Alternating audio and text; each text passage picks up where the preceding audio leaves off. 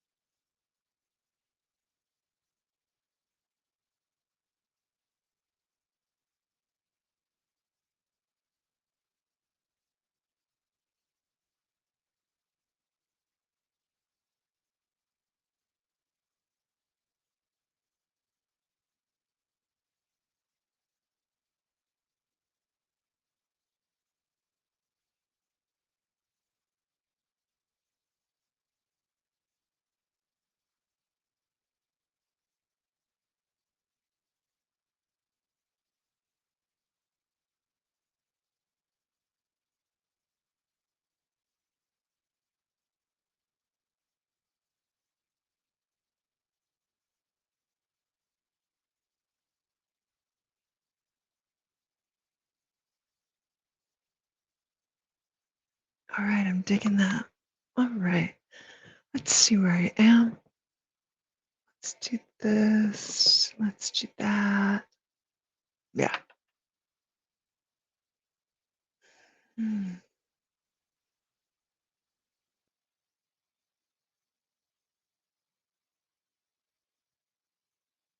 Okay, let's start it over.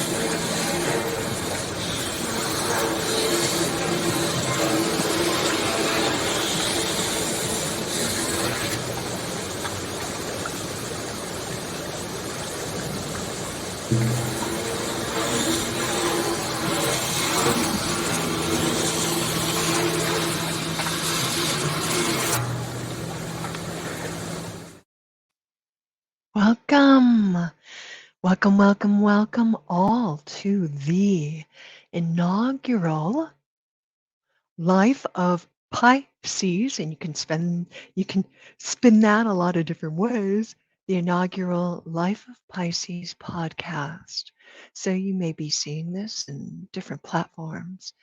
I welcome you all to this new exploration. I'm pretty excited about it. I've been thinking about it for quite some time now, so I'm glad that it's finally happening. It's finally happening. So we are here at a very significant day. I am recording this on November 15th, 2021, in the year of the common era of this planet.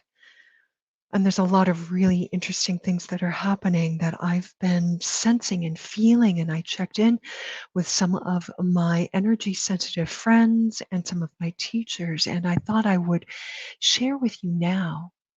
Pardon me. Really gotta clear the throat for this one. I thought I would share with you now some of the arisings that are happening.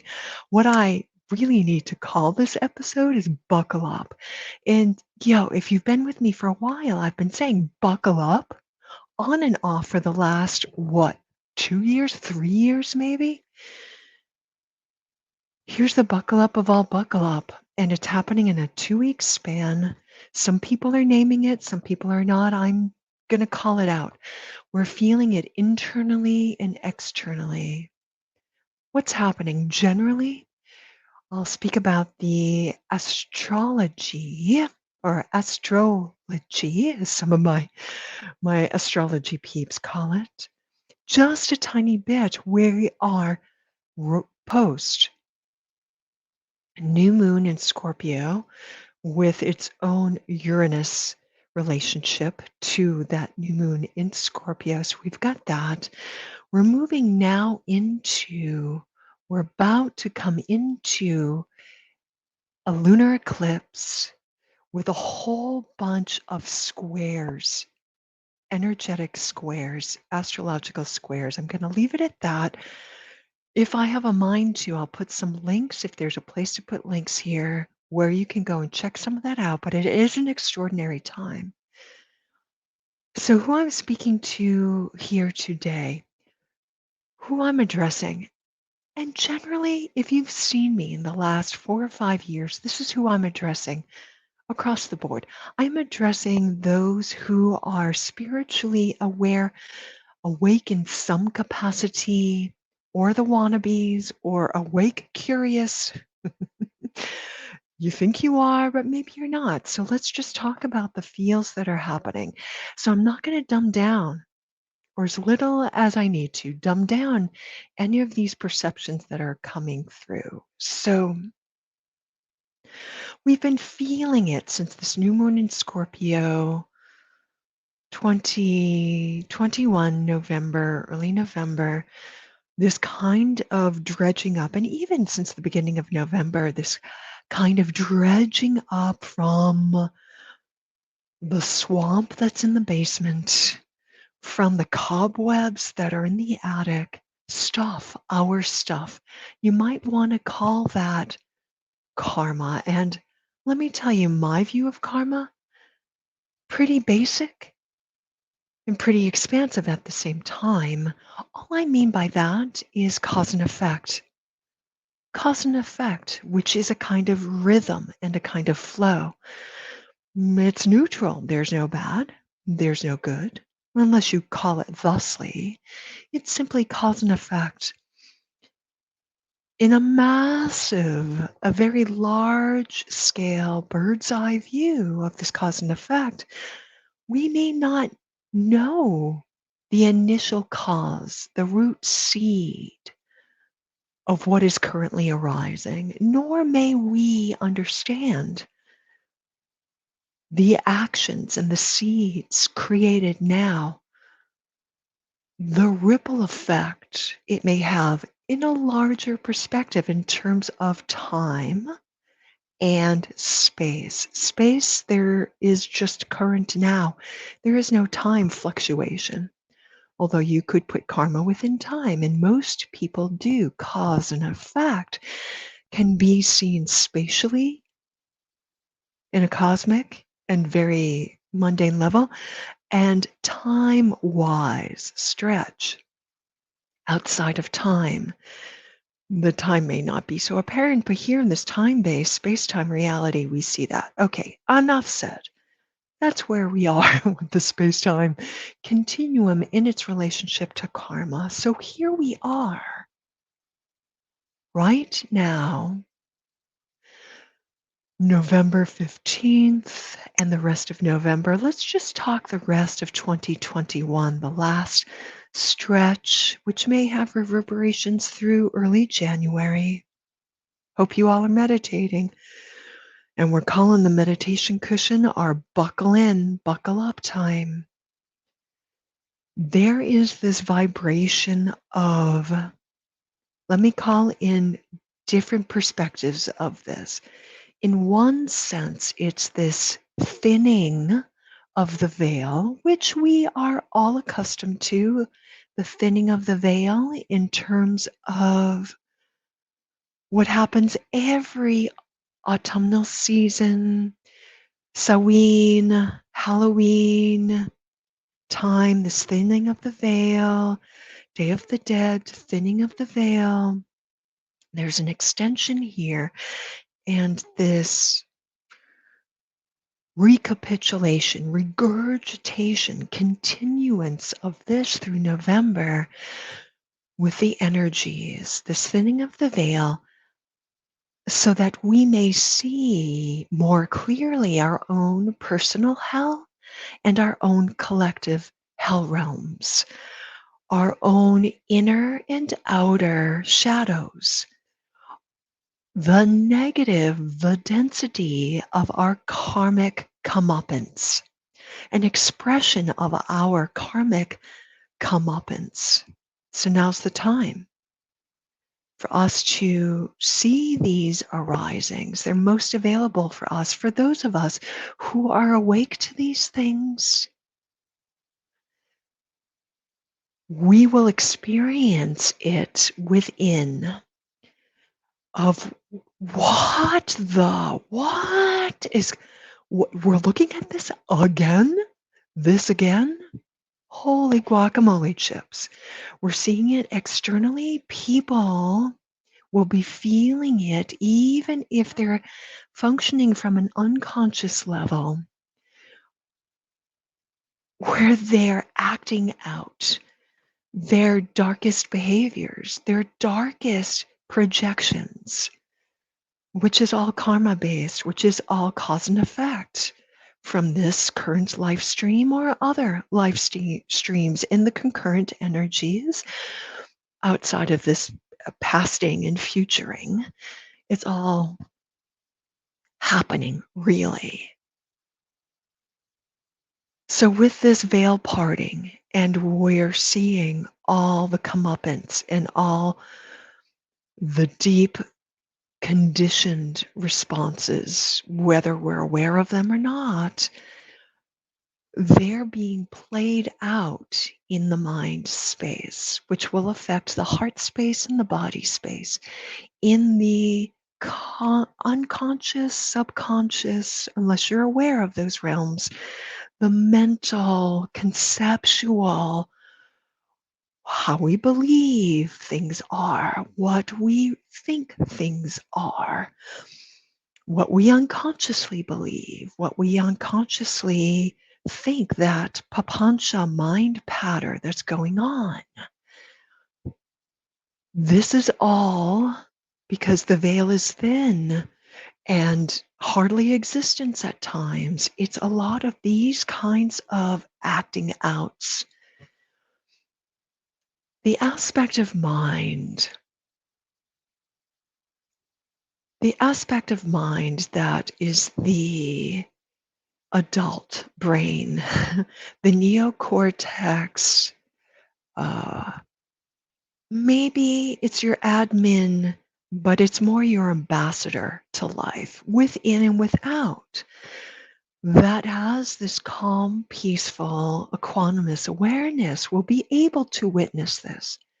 So if you are some kind of spiritual practitioner, meditator, light worker, you're on the path of awakening in some way, This will be a concept for you. You will have access to this and you'll be witnessing the fireworks. Witnessing the fireworks and going, what is this? As always, really important to not take it personally. Even yourself. You are not your mind. You are not your belief systems. You are not your thoughts. You are not the emotional states. You are bearing witness to the divine flow and taking care of the custodian of mind as you are the custodian of your heart and the custodian of your body. Really important here. Really important to be aware that there could be uprisings locally, very locally within yourself on the cushion, but this will ripple out potentially within the systems of your community, your family life, maybe your home, but probably more likely hopefully there are trusted people in your home, but they will be going through the same kind of things within your community, within your extended communities and globally. It's going to be these gross karmic flushing outs. And sometimes as we evolve as a person and as a culture, which is the point of this, need I remind us, the point of this is to be able to flush out, clarify, and see so that we can function more clearly. Did I mention everything I was going to say with the in and the out? Yeah. Just be careful. Just be mindful. This is not a cautionary tale, just a reflection back to you, which you are probably that which you are likely already seeing and experiencing. It's normal. It's what's coming up right now. You are called to take responsibility, to let go of the reactionary response within you and respond from responsibility, the ability to respond in a way that is in alignment with your truth, your goodness, and your inner beautiful divine light. Again, again, and again. To create from this true, good, and beautiful Platonic Aristotelian statement, creating, choosing this, and making this choice again and again to align with this compassionate response of the true, the good, and the beautiful. And wise compassion. Really important, people. Wise compassion. Wise compassion makes healthy, strong boundaries. Let's say that again. Strengthening your boundaries. Noticing those poor behaviors, lots of external behaviors, and creating strong boundaries of no, no, that's enough there. I'm taking care of self. I'm taking care of the true, the good, and the beautiful, and that which aligns with that. And no, saying no to the energies of karmic comeuppance that look like parasitic, predatorial activities. The crazy makers, the vampires, the predators, the parasites. There's an opportunity for these archetypes to rise up, run rampant, cause crazy making and cruelty, and again, we must align with what is true and good and beautiful. There is this massive web-like structure within the collective grids. And with any web,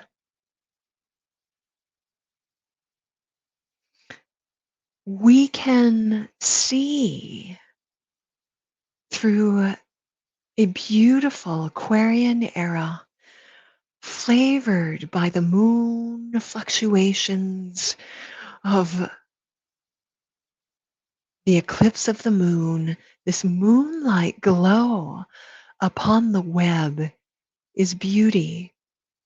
And so we can observe these karmic, deep conditioned playing out of the karma structures, observing them in their beauty, in their glittery, dewy glitteriness. And in the same breath, it's important to avoid the stickiness within these webs. To avoid the stickiness, I'm taking this metaphor from one of my favorite astrologers out there, and I'm taking the ball and running with it. To avoid the stickiness of the web, aligning with the true, the good, and the beautiful, creating strong boundaries around the karmic-like energies of predators, vampires, crazy makers, and parasites, and letting the beauty of those structures be what they are, backing away gently and slowly, and letting it be what it is. Amen. Halla effing loo. Halla effing loo. Halla effing loo. Yeah, that's all I have to say about that today. Holy guacamole chips. Buckle up, kids. This is what it looks like. I just want to thank you for being here, listening to all this poop. Let me give a big thank you, thank you, thank you. If you'd like to drop me a coffee or a bouquet of flowers, I would so love that. I love my flowers. Thanks, Crix, for watching out for our backs and having us in glittery sparkly. So I'll catch you on the flip for the next Life of Pisces, Life of Pisces. Yeah, I think I need a song for that right now. It just looks like this. All right, catch on the flip. Thank you.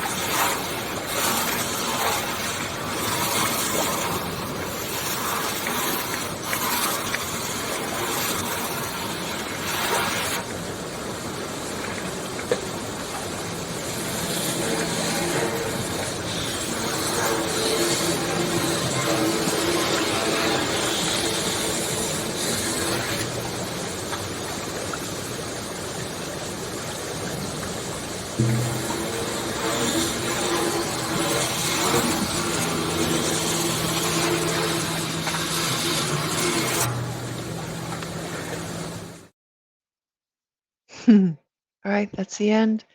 We'll edit this on the other side.